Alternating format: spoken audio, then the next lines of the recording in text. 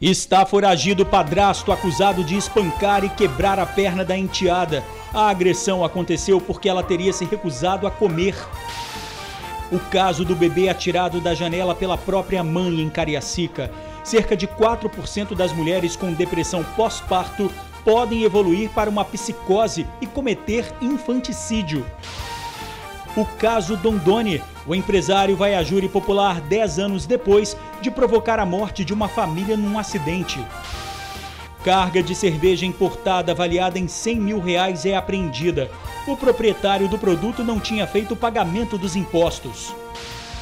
Fogueira pode ter provocado incêndio em área de preservação ambiental na capital. O fogo destruiu o equivalente a 5 campos de futebol. Veterinário que matou o cunhado a tiros em Santa Maria de Jetibá se apresenta à polícia. Mais um enxame de abelhas incomoda moradores. Em Rio Marinho, Cariacica, é preciso ficar com as janelas fechadas para evitar o ataque. E pesquisa Data Marketing na Tribuna mostra que Renato Casagrande lidera intenções de voto e pode vencer o primeiro turno. Para o Senado, há um empate técnico entre 3 candidatos. A gente volta em 1 minuto.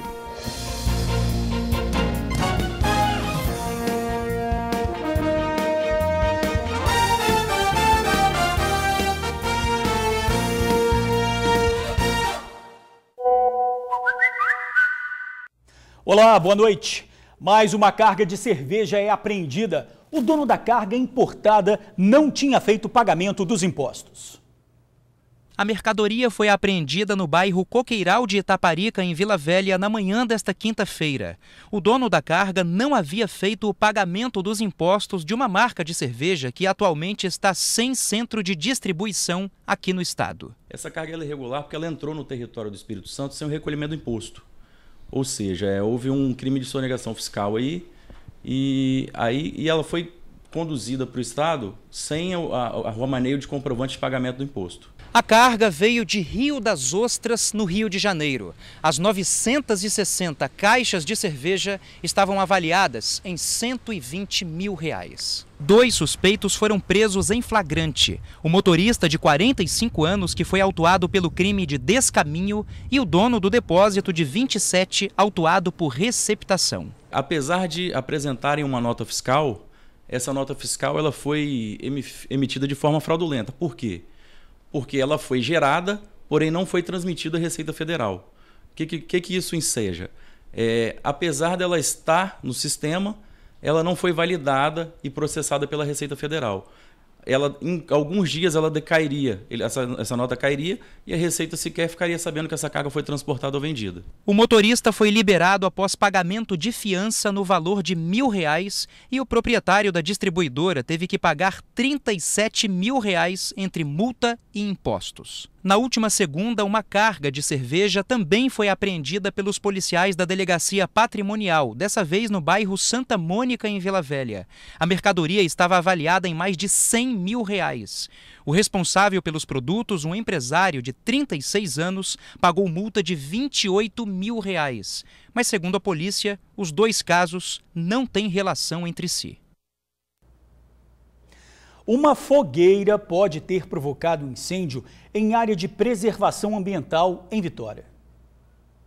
Bombeiros e vigilantes florestais trabalharam juntos para conter as chamas. O fogo começou por volta de meio-dia e atingiu boa parte da área de preservação ambiental, que pertence aos parques da Fonte Grande e Mulembá, em Taboazeiro, Vitória. Ao chegar, nós nos deparamos com uma área, inicialmente, uma área de vegetação rasteira, tomada pelo incêndio. Imediatamente foi observado aí 3 frentes, né, de fogo, que nós iniciamos por fazer o ataque direto, com o auxílio aí dos colegas brigadistas aí do Parque Mulembá. A principal suspeita é que o incêndio tenha sido provocado por conta da ação humana.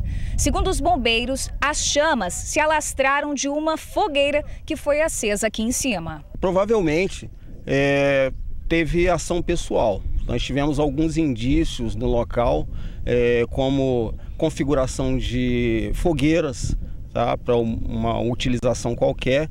Então nós temos esse indício. Parte da vegetação foi destruída.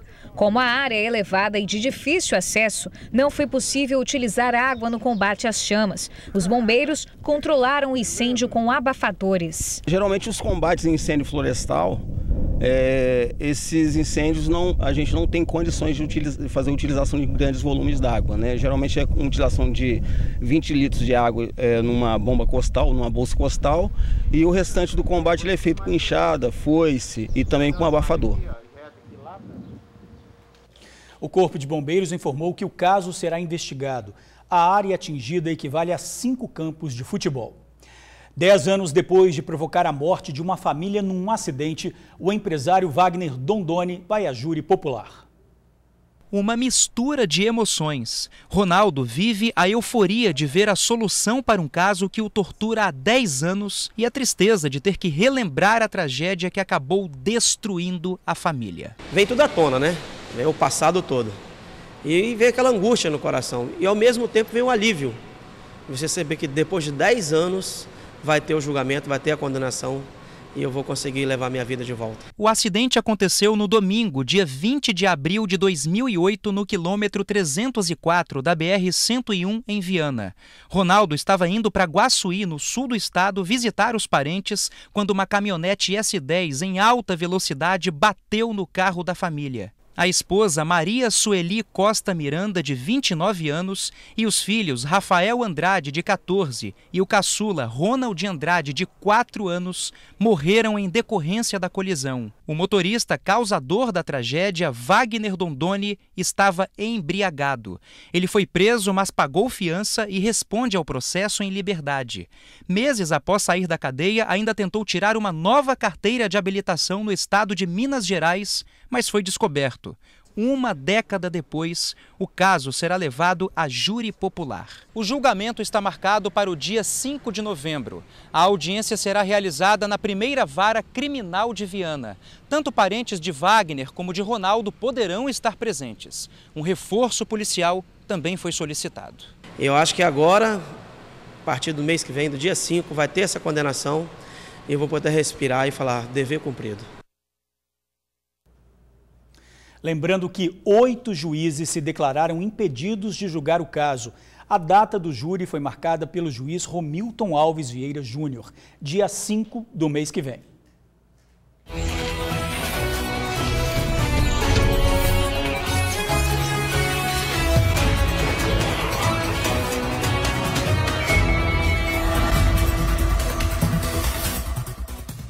A corrida pelo governo do estado.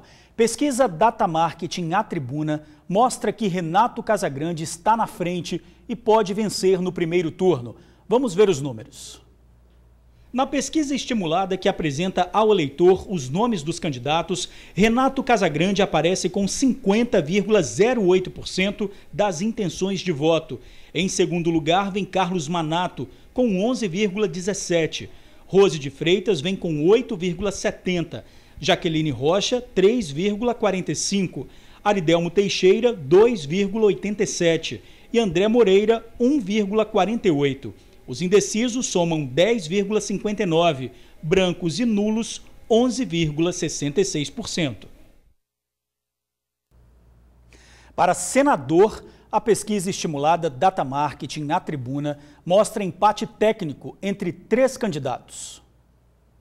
Na pesquisa estimulada que apresenta os nomes dos candidatos ao eleitor, Magno Malta aparece com 31,61%, Ricardo Ferraço com 30,21% e Fabiano Contarato com 29,47%. Como a margem de erro da pesquisa é de 2,8%, os 3 candidatos estão tecnicamente empatados. Em quarto lugar, aparece Marcos Duval com 17,73%. Em seguida, Célia Tavares com 7,22%, Subtenente Assis com 4,11%, Mauro Ribeiro com 3,04%, Ulisses Pincelli com 2,13%, Lil Catrini com 1,48%, Helder Carnielli com 0,9% e Rogério Bernardo com 0,33%. O percentual de indecisos alcançou 39,82%. Já ninguém, brancos e nulos somaram 31,94%. A metodologia da pesquisa é quantitativa, por amostragem não probabilística, com cotas de sexo e idade junto aos eleitores capixabas. Foram realizadas 1.218 entrevistas em 16 municípios capixabas, entre os dias 24 e 30 de setembro. O nível de confiança da pesquisa é de 95% e a margem de erro é de 2,8% para mais ou para menos. A pesquisa está registrada no TSE sob o número ES 00384/2018. Detalhes, acesse tribunaonline.com.br. Enxame de abelhas ataca e assusta moradores de Rio Marinho, em Cariacica. Olhando de longe quase não dá para ver, mas de perto já dá para ter uma noção do problema. O poste que fica na rua Getúlio Bonelli, no bairro Rio Marinho, em Cariacica, foi tomado por abelhas. Os moradores passam pertinho, um perigo. Os moradores já entraram em contato com o corpo de bombeiros e a resposta que tiveram é que eles não poderiam fazer nada enquanto a Excelsa não viesse até aqui desligar a energia. Aí os moradores entraram em contato com a Excelsa 5 vezes. E, como a gente pode ver, até agora nada foi feito. Estão 6 meses já que a gente está lutando para isso aí, para ver se eles vêm aqui para tirar. Tem muita abelha mesmo, está aumentando ela, né, que ela vai produzindo, vai. A maioria das casas na rua vivem assim, com as janelas fechadas. É que se der mole, as abelhas entram. Tem que ficar fechada porque já entrou 2 ali na varanda. Meu esposo foi picado no sábado à noite, aqui, com o neném no colo, na testa, entendeu? E agora, só resolvendo esse negócio aí pra gente estar tranquilo aqui na rua. A EDP disse que vai enviar uma equipe para remover as abelhas durante a noite, para não oferecer risco para a população. Homem espanca a enteada. A menina teve a perna quebrada. A agressão aconteceu porque ela teria se recusado a comer.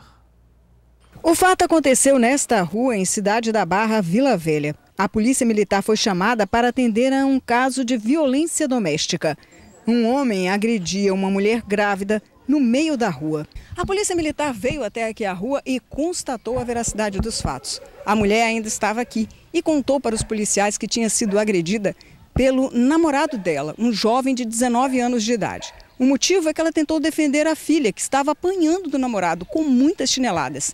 A mulher, então, passou também a ser agredida, com chutes na cabeça e na barriga, mesmo ela estando grávida de 4 meses. Pois bem, a menina, até o hospital, porque os policiais socorreram para o Hospital Infantil de Vila Velha, começou a se queixar de dores na perna direita e mal conseguia se apoiar.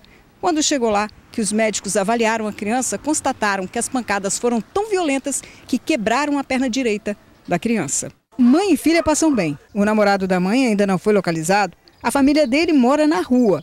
Poucas pessoas sabiam do fato. Estavam dormindo na hora. A briga teria acontecido por volta de 10h30.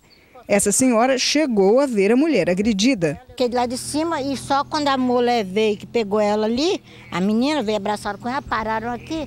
Aí eu falei lá de cima, vem cá, você quer que eu ligue pro SAMU para você levar a moça? Não, obrigado, não quero não, vou levar ela para casa, vou fazer não sei o quê, não sei o quê. Nem perguntei o nome dela, não sei, nem da filha também, não sei. A criança foi liberada e a mãe também. Na medida do possível, elas estão bem.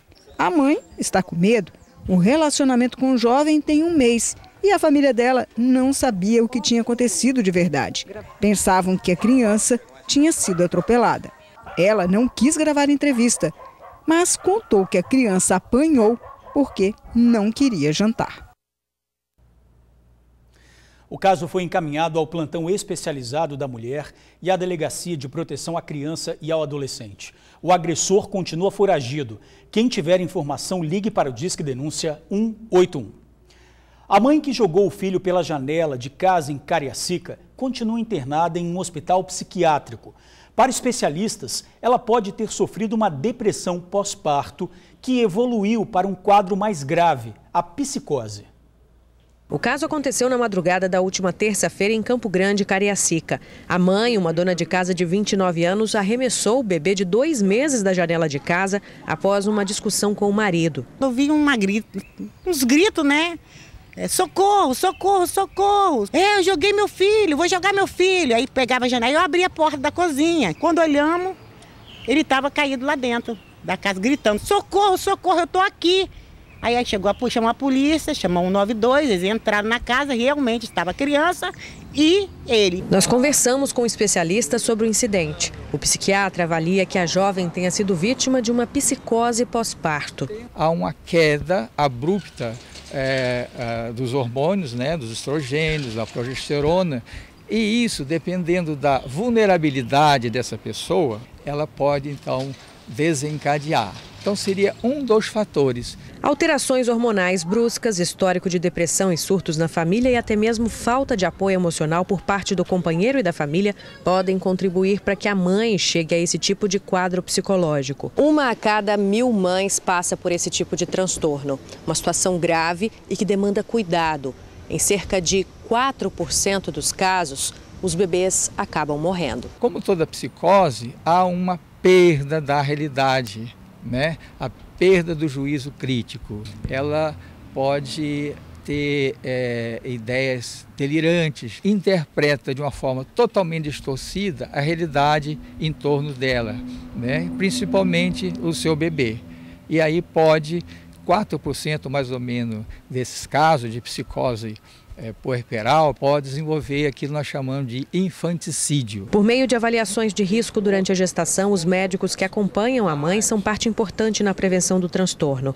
Mas a família também pode ajudar, avisando aos profissionais da saúde sobre quaisquer desses sinais. Provavelmente, essa mãe poderá apresentar assim, alterações do seu ânimo, do seu humor. Teríamos como prevenir isso, né? Evitar que esse quadro se agrave, né? Sim. Tem como. Se houve na vida dessa pessoa algum momento, alguma fase depressiva ou sintomas que nos fizesse pensar num transtorno bipolar, com essa mãe, né, ou com essa futura mãe, a gente vai ter mais cuidado. É assim que se previne. E a seguir, veterinário se apresenta à polícia e confessa ter matado o cunhado em Santa Maria de Jetibá. A gente já volta. O veterinário suspeito de matar o cunhado em Santa Maria de Jetibá se apresentou à polícia. José Cândido matou a tiros o agricultor Darli Stur. Darli trabalhava em uma horta da fazenda no interior da cidade quando foi surpreendido pelo assassino. O motivo do crime foi a briga pela divisão de terras da família. A vítima já tinha registrado boletins de ocorrência contra o cunhado. Na delegacia, José Cândido teria confessado o homicídio e dito que não se arrependeu. O corpo do agricultor foi enterrado hoje. E a gente fica por aqui. Para você, uma boa noite. Até amanhã.